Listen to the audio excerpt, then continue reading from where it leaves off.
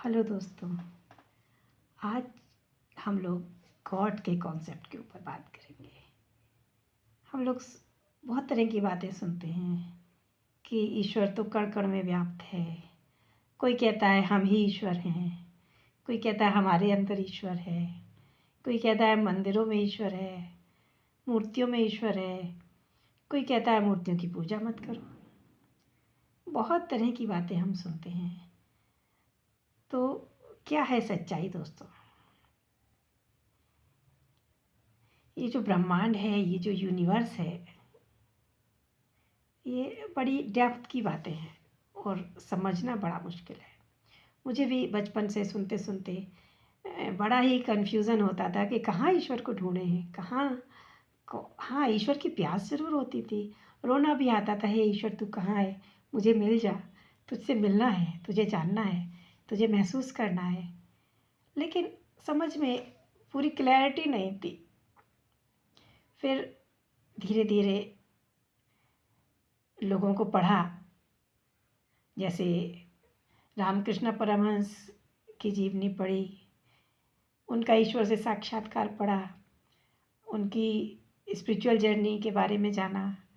फिर योगानंदा जी की किताब योगी कथामृत पढ़ी, विवेकानंद जी को पढ़ा और भी बहुत सारे गुरुओं को, श्री राम शर्मा आचार्य को, और सुभाष पत्री जी के वीडियोस सुने, उनकी भी कुछ पुस्तकें पढ़ी। तो धीरे धीरे कॉन्सेप्ट क्लियर हुआ, जाना कि क्या है ये कॉन्सेप्ट। मैं लोगों को एक एग्जांपल देती हूँ। जैसे कि एक तालाब है या नदी है और 5 अलग अलग जाति के लोग अपना अपना बर्तन लेके पानी भरने गए। कलश है सबके पास स्टील का कलश है, मान लीजिए। उसमें एक सुनीता यादव हैं, एक पिंकी दीक्षित हैं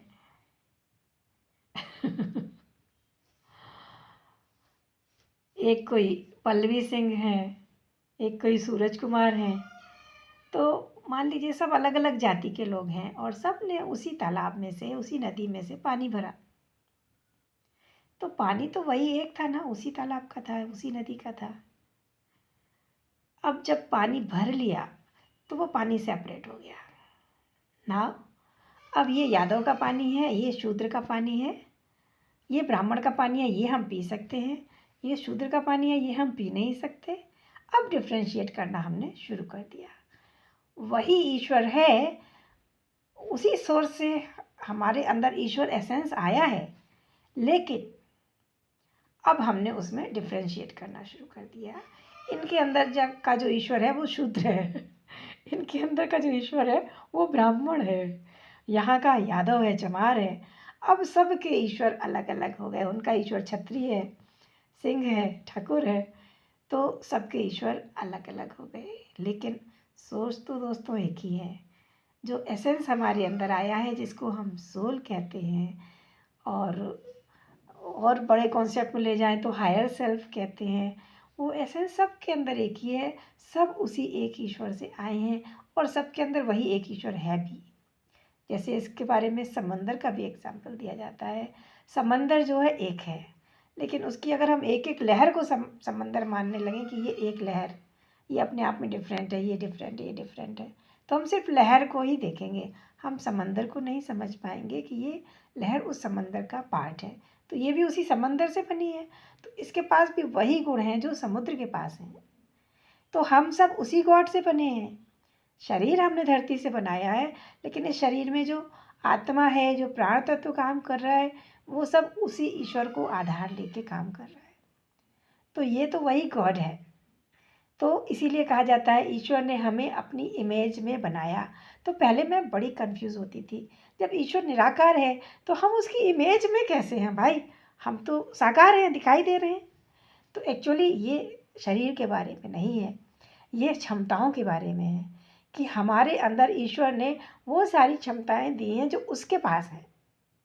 हम भी उतने ही आगे बढ़ सकते हैं, उतनी ही सारी क्षमताओं को अपने अंदर विकास कर सकते हैं अगर हम शरीर के लेवल से ऊपर उठें तो ये है गॉड का कॉन्सेप्ट।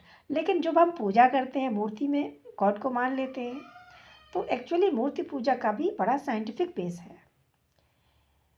चूँकि हम अपने अंदर गॉड को नहीं समझ पा रहे, उतने एब्स्ट्रैक्ट उसमें हम कॉन्सेप्ट में नहीं जा पा रहे हैं, तो हम मूर्ति के अंदर अपने आप को या गॉड को देख रहे हैं।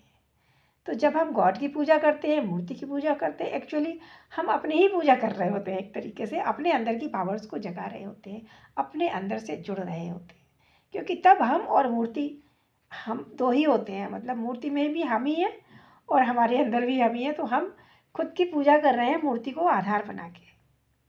तो मूर्ति तो एक निर्जीव चीज़ है वैसे देखें तो, लेकिन हम उसमें सजीव अपने आप को एक तरह से प्रोजेक्ट कर रहे हैं ईश्वर के नाम पे, क्योंकि वी आर गॉड।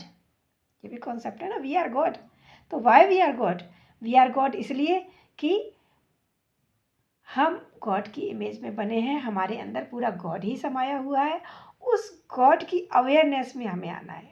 हम क्या है, इस धरती पे आके धरती की और शरीर की अवेयरनेस में खो गए हैं। हमें उस गॉड कॉन्सेप्ट को, उस गॉड एसेंस को, जो हमारे अंदर सुप्त अवस्था में रहता है, जब तक हम उसे जगाएं नहीं, वो जागता नहीं है। वो अच्छे गुणों से जागता है, लेकिन फिर भी उसको अलग से पूरी तरह जगाने के लिए प्रयास करने पड़ते हैं। तो वो प्रयास वही हैं जो सोल पावर को बढ़ाते हैं और गॉड एसेंस को जागृत करके उसको भी बढ़ाते हैं। और हम बढ़ते बढ़ते जो हमारे बहुत सारे सेंट्स हैं वो फुल पावर में पहुंच जाते हैं, जैसे गुरु नानक देव हैं, जैसे जीसस क्राइस्ट हैं, जैसे रामकृष्ण परमहंस हैं, और भी ऐसे बहुत सारे महान गुरु, महान संत हैं जो अपने अंदर के गॉड एसेंस को जगा के फुल पावर में पहुंच गए। और वो हम सब कर सकते हैं। महात्मा बुद्ध की तरह हम सब बन सकते हैं, श्री राम शर्मा आचार्य की तरह हम सब भी बन सकते हैं, अगर हम उतने ही लगन से प्रयास करें तो दोस्तों, ये है गॉड का कॉन्सेप्ट। आपके माइंड में कुछ क्वेश्चंस हैं तो प्लीज़ कमेंट बॉक्स में डालिएगा, तो हम उनको आगे डिस्कस करेंगे। थैंक यू दोस्तों, बाय बाय।